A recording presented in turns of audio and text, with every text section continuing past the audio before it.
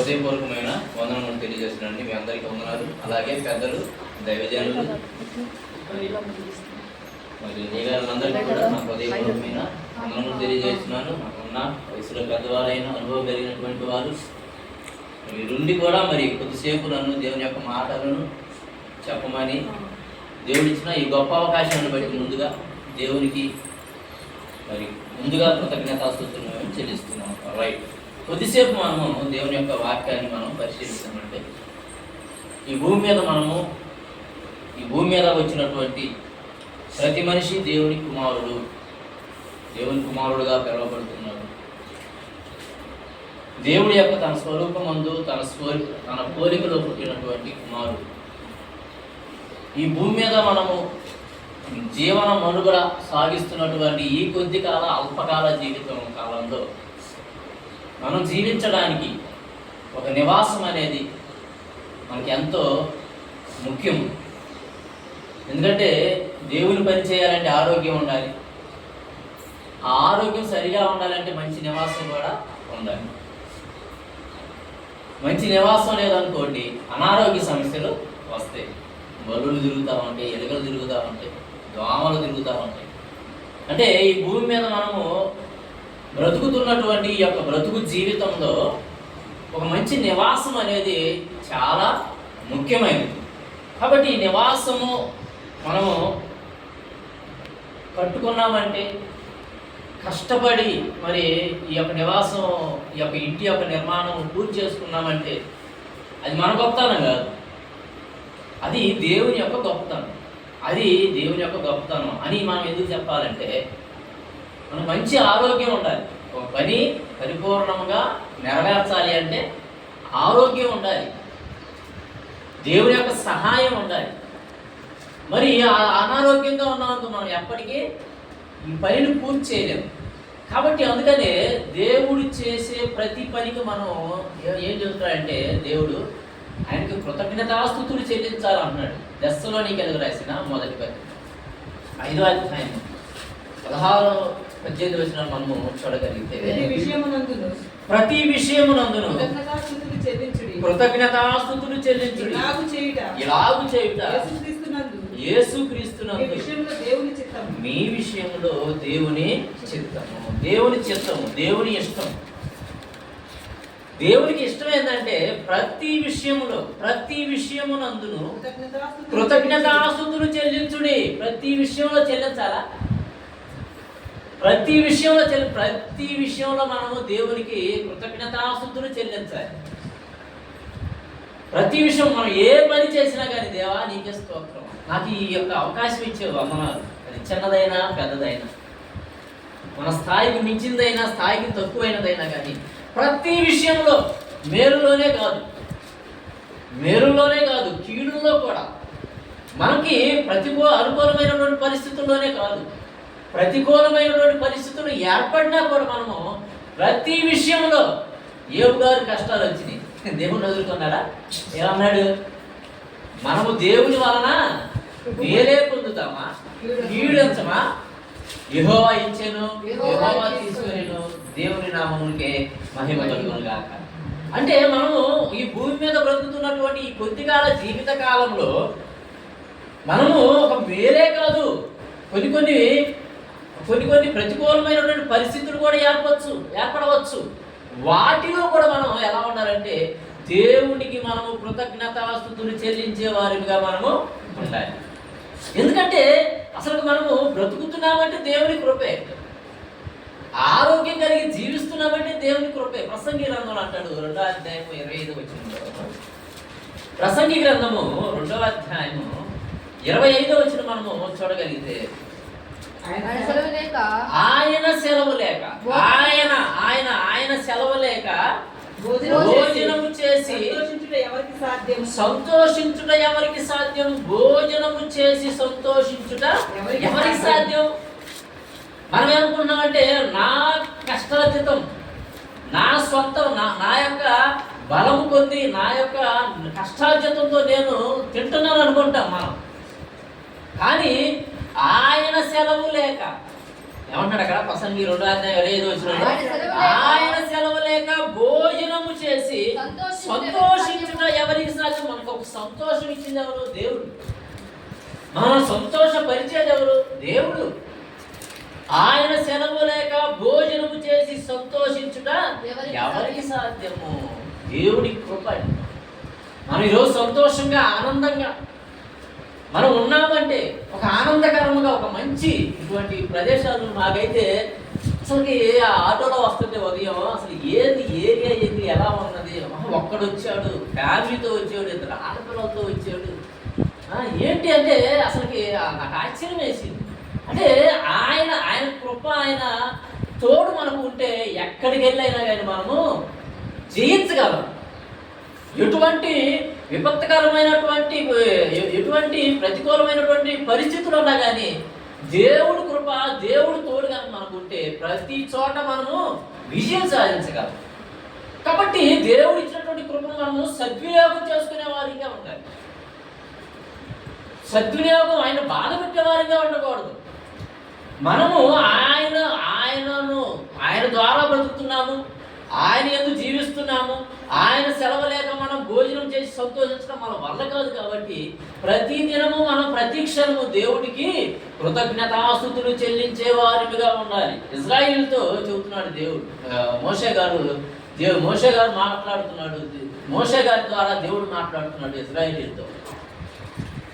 రెండోసారి ఉపదేశం చేస్తూ ద్వితీయోపదేశ కాండంలో ఇజ్రాయేలీలకు రెండోసారి ఉపదేశం చేస్తూ చెబుతున్నాడు మోషే గారు, మీరు కనాను దేశం వెళ్తారు. దేవుడు మిమ్మల్ని అందరినీ ఐగుప్తు బానిసత్వం నుంచి మిమ్మల్ని అందరినీ విడిపించి ఇదిగో మిమ్మల్ని అందరినీ తీసుకెళ్లి ఒక పాలు తేనెలు ప్రవహించేటటువంటి ఒక కనాను దేశాన్ని మీకు ఇస్తాడు.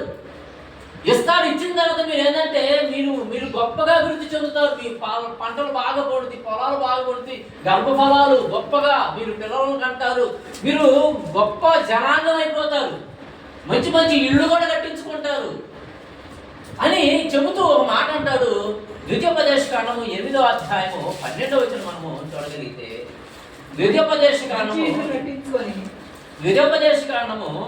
8వ అధ్యాయము 12వ వచనము మనము చూడగలిగితే, మంచి ఇండ్లు కట్టించుకొని వాటిలో నివసింపగా నీ పశువులు నీ గొర్రె మేకలను వృద్ధి అయి నీ వెండి బంగారములను విస్తరించి నీకు కలిగినంతయు వర్ధిల్లునప్పుడు, నీకు కలిగినదంతా ఏం చేస్తున్నాడు? వర్ధిల్లింపు చేస్తున్నాడు. దేవుడు ఆశీర్వదిస్తున్నాడు. మంచి ఇండ్లు కట్టించుకొని వాటిలో నివసింపగా నీ పశువులు గొర్రె మేకలను వృద్ధి అయి నీకు వెండి బంగారములు విస్తరించి నీకు కలిగినదంతయు వర్ధిల్లినప్పుడు నీ మనస్సు మదించి దాసుల గృహమైన ఐగుప్తు దేశములో నుండి నిన్ను రప్పించిన నీ దేవుని మరచినవేమో. సహజంగా దేవుడు మనకి ఎప్పుడు గుర్తొస్తాడు? అన్ని అనుకూలంగా ఉంటే దేవుడు గుర్తురాడు. వచ్చిందంట పాస్టర్ గారి దగ్గర, ఎప్పుడు రాదంట చర్చికి. వచ్చి పాస్టర్ గారు ప్రార్థన చేయండి అండి మా ఆయన గురించి అన్న. ఏందమ్మా ఏమైంది మీ ఆయన అంటే, మా ఆయనకు ఆరోగ్యం బాగాలేదండి, లివర్ పాడైపోయిందండి, భయంకరంగా తాగుతున్నాడండి, లివర్ చెడిపోయిందండి, మరి ఎక్కువ రోజులు కూడా బ్రతకనంటున్నారండి, కాబట్టి ప్రార్థన చేయండి అండి అని చెప్పని పాస్టర్ గారిని వచ్చి అడుగుతుందంట. పాస్టర్ గారు అన్నాడంట, నీ పట్ల దేవుడు అంత మేలు చేశాడమ్మా అన్నాడు. అదేంది పాస్టర్ గారు మీరేంది అంత మాట అన్నారు? మా జీవితం మా ఆయన ఆ సాగు బతుకుల మీద ఉంటే మీరేంది నా జీవితంలో దేవుడు మేలు చేశాడంటే, అంటే ఆ రోగం లేకపోతే నువ్వు నా దగ్గరికి రావుగా. దేవుడి దగ్గరికి వస్తావు నువ్వు? ఒక రోగం పెట్టకపోతే దేవుడి దగ్గరికి వస్తావా? రావు. అంటే ఈ రోజున సమాజం ఎలా ఉన్నదంటే, మన జీవితం ప్రశాంతంగా ఏ ఇబ్బందులు లేకుండా ఇరుకులు లేకుండా ప్రశాంతంగా కొనసాగిపోతూ ఉంటే దేవుడు గుర్తుకు రాడు. అందుకే అన్నాడు, మీరు గొప్పగా అభివృద్ధి చెందిన తర్వాత మీ మనస్సు మదించి. చూడండి ఇటువంటి మాట మాట్లాడాడు. అంటే అభివృద్ధి చెందినప్పుడు గొప్పగా మనం ఎదిగిపోయినప్పుడు తర్వాత ఏమండి మన పూర్వస్థితిని మనం ఎప్పుడు మనం మర్చిపోకూడదు. దేవుణ్ణి మనం మర్చిపోయేటటువంటి వారికి ఎల్లప్పుడూ మనము ఈ ప్రతి విషయంలో మనము దేవునికి కృతజ్ఞతాస్తుతులు చెల్లించేటటువంటి వారిగా ఉండాలి. మంచి ఇల్లు కట్టుకున్నాం మనం ఏం చేయాలా? ఈ ఇంటిలో నుండి ఇది దేవుడు ఈ భూమి మీద మనము నివాసం, మనం ఉండటానికి అనుకూలంగా మనం ఒక ఇల్లు కట్టుకున్నాము, ఆ ఇంటిలో నుండి దేవుని కార్యక్రమాలు జరగాలి. దేవుని కార్యక్రమాలు చేయాలి, దేవుని పనులు జరగాలి. అంటే దేవుని సేవకులను పిలిపించుకోవాలి, ప్రార్థన చేయాలి, ప్రార్థన చేయించుకోవాలి, వాక్యం ప్రకటింప చేయాలి. ఈ యొక్క గృహంలో నుండి దేవుని పనులు జరగాలి. కృతజ్ఞతాస్తుతులు చెల్లించడం అంటే మనం ప్రార్థన చేసుకుందాము, మనం ప్రార్థన చేసుకుంటే సరిపోయిందని కాదు. పనులు చేయాలి, కార్యాలు చేయాలి. ఈ చుట్టూ ఉన్నటువంటి సమాజంలో అగ్నికి ఆహుతులవుతున్నటువంటి ఎన్నో ఆత్మను రక్షించవలసినటువంటి బాధ్యత మనం తీసుకోవాలి. ఎందుకంటే మనం రక్షింపబడ్డాం కదండి, మనం రక్షణలోనికి వచ్చాం కదండి. రక్షణలోనికి వచ్చినటువంటి మనము చాలా మంది అమాయకులు ఉన్నారు, రక్షణలో లేనటువంటి వారు చాలా మంది ఉన్నారు. వారిని ఏ విధము చేతనైనా కానీ వారందరినీ వీళ్ళు మారాలంటే మనం ఏం చేయాలనే ఆలోచనతో మనం ఎల్లప్పుడూ ఉండాలి. దైవ సేవకులు పిలిపించుకోవాలి, మంచి మంచి వాక్యాలు ఈ యొక్క గృహం నుండి ప్రకటించేటటువంటి విధంగా చేయాలి. అనేకులకి ఇది ఆదర్శకరంగా ఉండాలి, ఇల్లు అనేకులకు మార్గదర్శకంగా ఉండాలి. దేవుడిని సంతోషపరిచే విధంగా ఈ గృహము ఉండాలి. దేవుని సేవకులు చేర్చుకోవాలి. యేసుక్రీస్తు వారు అంటారు, శిష్యుని పంపుతూ మిమ్మల్ని చేర్చుకున్నటువంటి వారు నన్ను చేర్చుకున్నట్టే. వాక్యం ఇక్కడ వాక్యం ప్రకటింపబడుతుందంటే దేవుడు ఉన్నట్టు. ఇక్కడ దేవుడిని చేర్చుకోవాలి. ఒకటి మనము మన యొక్క కట్టుకున్నటువంటి ఈ ఇంట్లో దేవుని కార్యక్రమాలు జరగాలి. రైట్. ఇక రెండోది కనుక మనం చూడగలిగితే 27వ కీర్తన 127వ కీర్తన మొదటి వచ్చిన మనం చూద్దాం. రెండోదిగా 127 కీర్తన, యెహోవా ఇల్లు కట్టించని ఎడల కట్టువాని ప్రయాసము వ్యర్థమే. యెహోవా ఇల్లు కట్టించాలి, యెహోవాయే కట్టాలి ఇల్లు. యెహోవా అంటే భౌతికమైనటువంటి ఇల్లు గురించి మనం ఆలోచిద్దామంటే మనకంటే కూడా యెహోవాను నమ్ముకోలేనటువంటి వారు కూడా గొప్ప గొప్ప ఇల్లు కట్టిస్తున్నారు.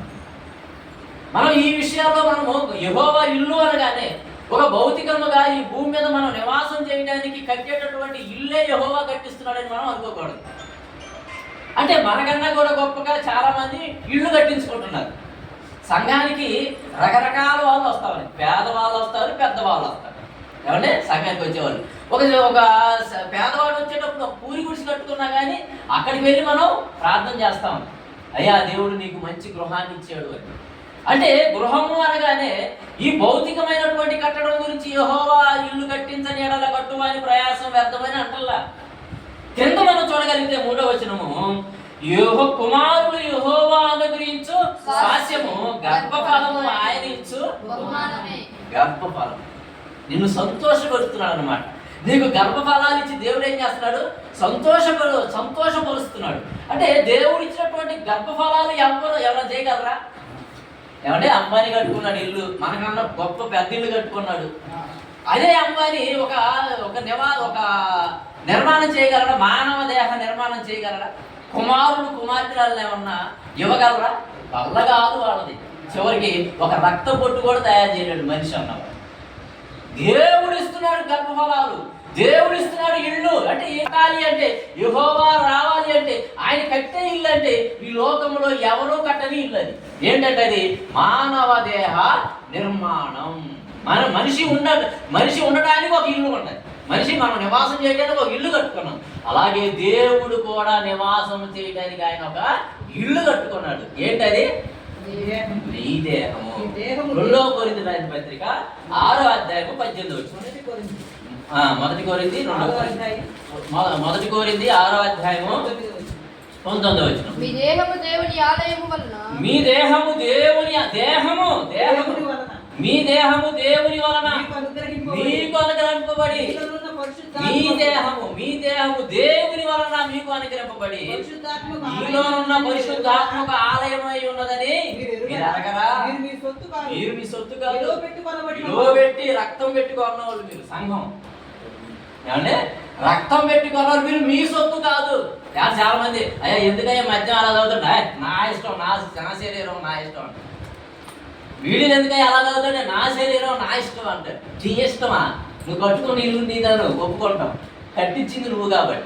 ఏమంటే నువ్వు కొనుక్కున్న బండి నీదాను ఒప్పుకుంటాం, నువ్వు కొనుక్కున్నావు కాబట్టి. కానీ నీ శరీరాన్ని నిర్మించిన ఏమంటే ఫోను మేడ్ ఇన్ జపాన్ అంటారు, మేడ్ ఇన్ చైనా అంటాం. నీ దేహానికి మేడ్ ఇన్ ఎవరు? మన దేహ నిర్మాణకులు ఎవరు? మన దేహాన్ని కట్టింది ఎవరు అంటే దేవుడు. దీని మీద నీకు అధికారం లేదు. నా శరీరము నా ఇష్టం అనే అధికారం మనుషులకు లేదండి. ఎవరిది శరీరము? దేవుడు ఇచ్చాడు. తల్లి గర్భములో నీకు యోబు గ్రంథము 10వ అధ్యాయం 8వ వచనం ఉంటుంది, నా హస్తమును నీకు అవయవ నిర్మాణము చేసింది.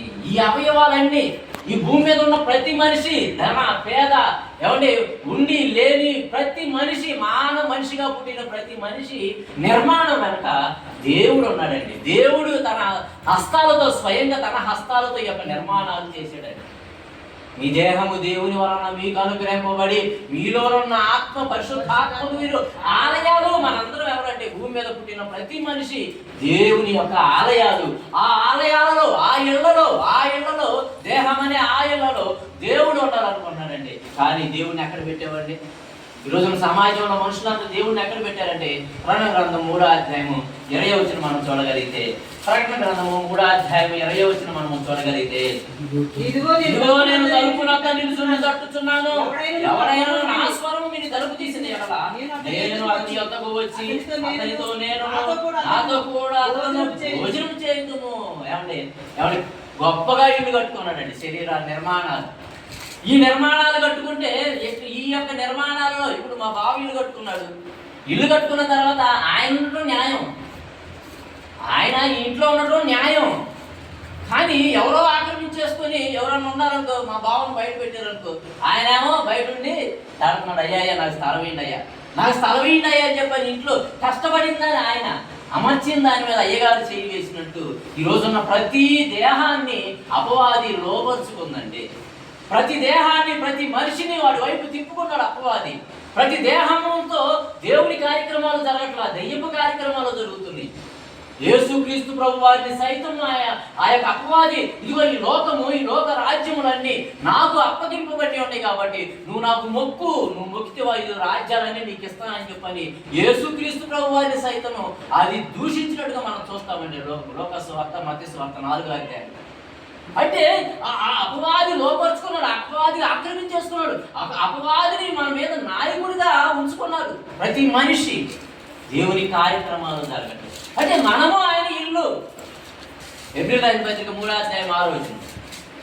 హెబ్రీయులకు రాసిన పత్రిక 3వ అధ్యాయం 6వ వచనం.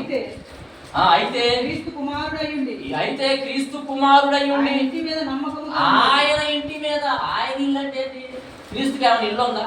క్రీస్తు కుమారుడై ఉండి ఆయన ఇంటి మీద నమ్మకముగా ఉన్నాడండి. యేసు క్రీస్తు వారికి ఏమన్నా ఒక భౌతికమైన ఇల్లు ఏమన్నా తండ్రి ఇచ్చాడంటే లేదుగా.